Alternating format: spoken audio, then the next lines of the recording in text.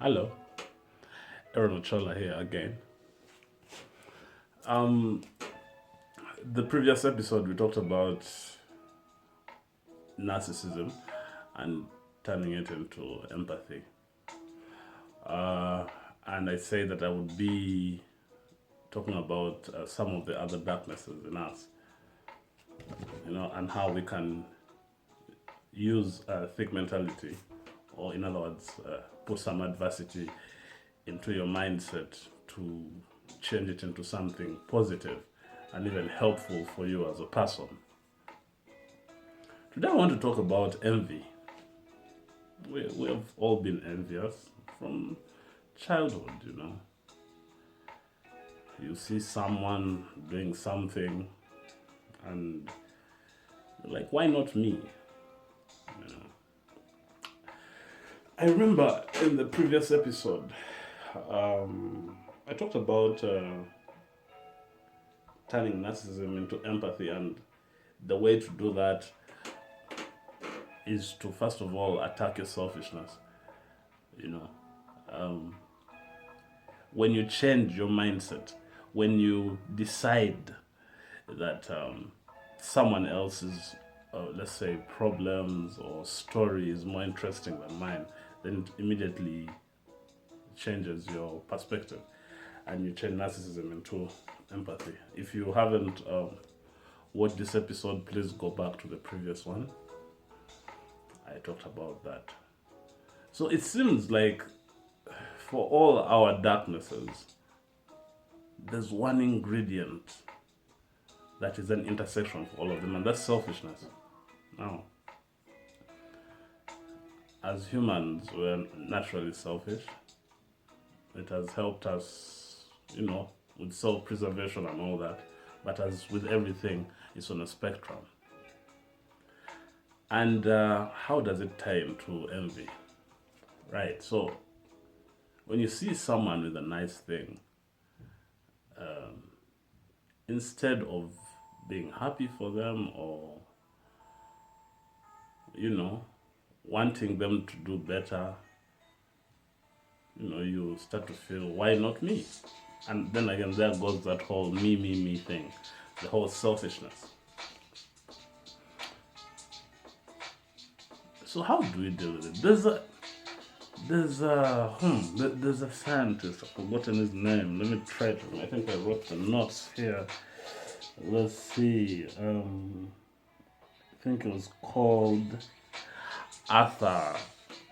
Arthur Schopenhauer or something. Some long German name. You know how it is. He conducted an experiment where he told, let's say he told people good news about himself, and he always looked at the eyes, right? He would see that their eyes would change, maybe they would squint and frown a little bit, and then when he told them something bad had happened to him, they would kind of smile a little bit.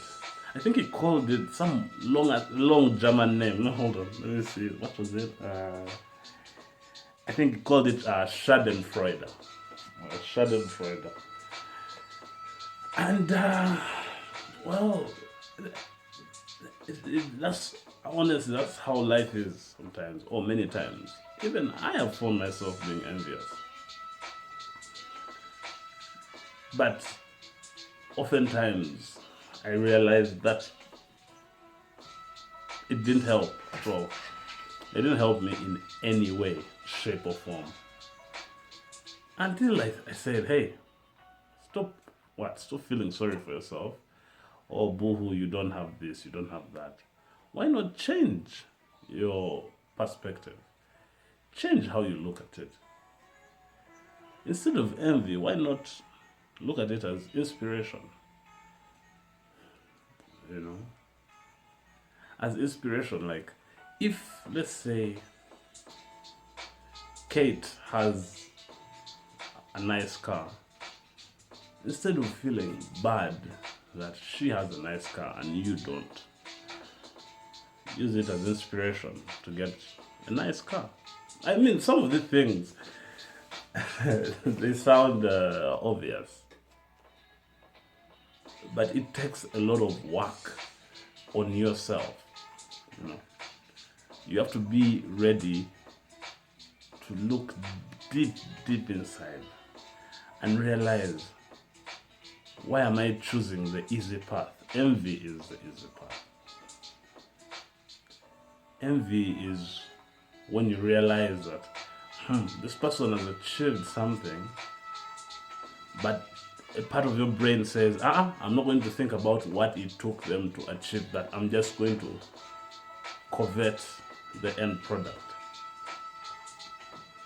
And it's really a lazy mindset. It's a very lazy mindset. And it won't take you anywhere. It won't. Most of the successful people, they do not have time to entertain things like envy. They will be like, okay, so you have that. I'm taking it as a challenge. That is the mentality we choose to have here, you know. And it eventually helps you to seek out help, to seek out advice, mentors, you know. And when you seek out mentors, then you improve, you know. Then you get better, you know. But envy is just going to keep stopping you from getting to the right place. It's kind of like I just explained, like you can't, you're just seeing the end product, but your mind is telling you, know deep inside your mind that, hey, it's going to be tough to get this. It's going to be, you know, it's going to be difficult to get to this place, you know. So your mind tricks you into, okay, why don't you just be jealous of what the person achieved? So how do I tie this to thick mentality? What, like, if you confront yourself, tell yourself, Aaron, grow up. So what if he has this? Why not pick his brain or pick her brain about how they got this? You know, why not, you know, see it as inspiration? Right? And, you know, for me, how I have dealt with envy, and how I still deal with it, because I'm not saying I don't get envious. Of course I get envious sometimes. But I just need to keep pushing. I slap myself and remind myself, Aaron, why are you being envious? This is an opportunity for you to get better. There's something a philosopher called Nietzsche said. It's another German word. It's called Mitfreude. Mitfreude is if I'm remembering right, it's being happy or enjoying things with others. That's one of the things that I learned. That's one of the ways I combat envy, you know. I just tell myself, okay, be happy with this person. Again, that involves stripping the self. So what if you don't have it? Just be happy for the person. That's putting adversity on yourself, like putting adversity on your mind. You tell yourself, hey, forget about you. It's not about you right now. It's about them. Let them have their moment. And then while you are letting them enjoy their moment and you're enjoying the moment with them, only at that point of selflessness and like I said, Mitfreude, that's when you'll actually develop. You'll be like, because there'll be no negative thoughts or negative selfish things that are blocking your creative mind. You will start thinking about something, a way forward or a way to get to that point, when you remove the selfish part of you that's saying, what about me, me, me, me, me?